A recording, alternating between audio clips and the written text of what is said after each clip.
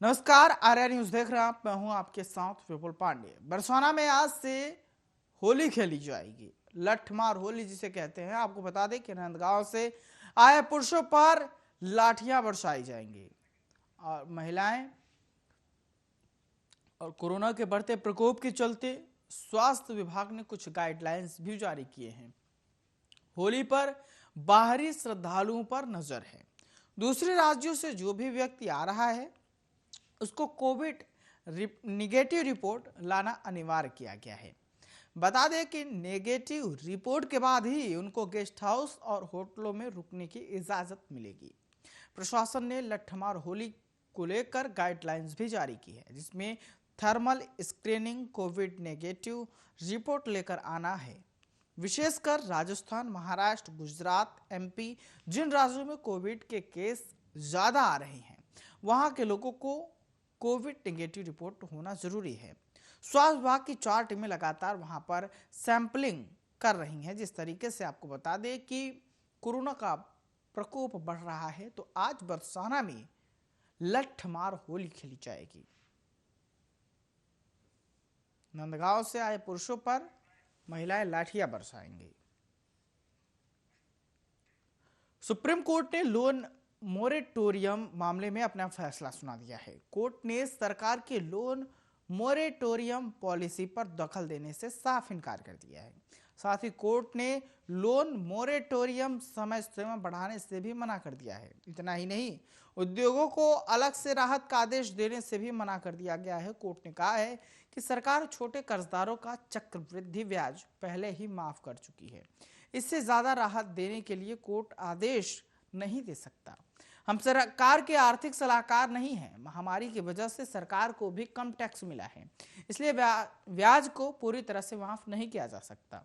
इस फैसले से जहां बैंकों को राहत मिली है, तो वहीं दूसरी ओर ब्याज माफी की मांग कर रहे रियल एस्टेट सेक्टर जैसे कई अन्य क्षेत्रों को भी झटका तगड़ा लगा है।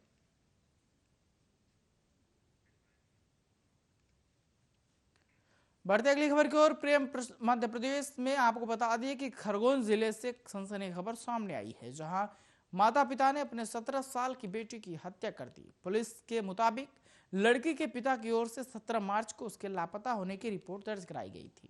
इसके बाद पुलिस ने मामले को गंभीरता से लेते हुए छानबीन की और माता पिता समेत 5 लोगों को गिरफ्तार किया है। पुलिस के मुताबिक मौत डूबने से नहीं बल्कि लड़की की गला दबाने से हुई है। बताया जा रहा है कि घर वालों की मर्जी के बिना दूसरी जाति के एक लड़के के साथ कथित उसका प्रेम संबंध रखने की वजह से लड़की की हत्या की गई है। लड़की से पहले प्रेमी का नंबर डिलीट करने के लिए कहा गया था। जब किशोरी ने बात मानने से साफ इनकार कर दिया, तो परिवार वालों ने आरोप है कि गला दबाकर पास के ही नदी में लड़की को फेंक दिया, जिसके बाद पुलिस ने शव को कब्जे में लेकर पोस्टमार्टम के लिए भेज दिया है।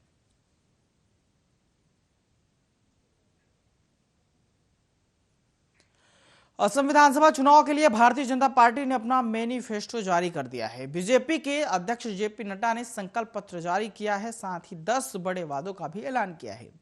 बीजेपी की ओर से असम में एक बार फिर से एनआरसी का दांव चला है और सही तरीके से एनआरसी लागू करने की बात कही गई है।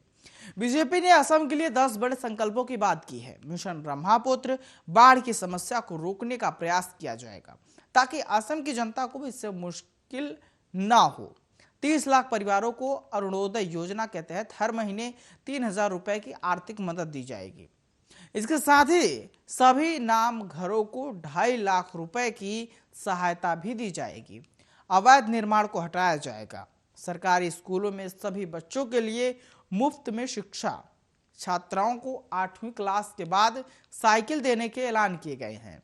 असम में सही एनआरसी को लागू करने की बात कही गई है और सुप्रीम कोर्ट के निर्देशों को पालन करने की भी बात की गई है। घुसपैठियों की पहचान की जाएगी। असम में परिसीमन की प्रक्रिया को आगे बढ़ाया जाएगा।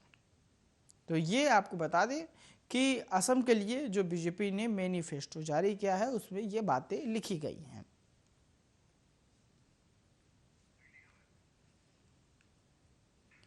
महाराष्ट्र के पूर्व मुख्यमंत्री देवेंद्र फडणवीस ने मंगलवार को प्रेस कॉन्फ्रेंस की और राज्यों में चल रहे राजनीतिक विवाद को लेकर फिर से उद्धव सरकार पर निशाना साधा। देवेंद्र फडणवीस ने कहा कि गृह मंत्री अनिल देशमुख क्वारंटीन नहीं हुए थे, बल्कि वो लोगों से मुलाकात कर रहे थे। देवेंद्र फडणवीस ने यह भी कहा कि एंटीलिया मामले में कई बातें जो सामने आई हैं जो हैरान कर देने वाली हैं। मुंबई के पूर्व पुलिस कमिश्नर परमवीर सिंह ने गृह मंत्री अनिल देशमुख पर गंभीर आरोप लगाए हैं। फडणवीस ने कहा कि शरद पवार के दावे कल ही गलत साबित हो गए। जितने भी सबूत अब तक सामने आए हैं उससे साफ होता है कि बीजेपी नेता ने जो दावा किया था, पुलिस के रिकॉर्ड के मुताबिक अनिल देशमुख 17 फरवरी को सह्याद्री गेस्ट हाउस में थे।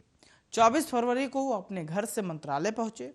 बीजेपी नेता देवेंद्र फडणवीस ने दावा किया कि उनके पास एक चिट्ठी है जिसको लेकर वो दिल्ली में केंद्रीय गृह सचिव से मुलाकात करेंगे।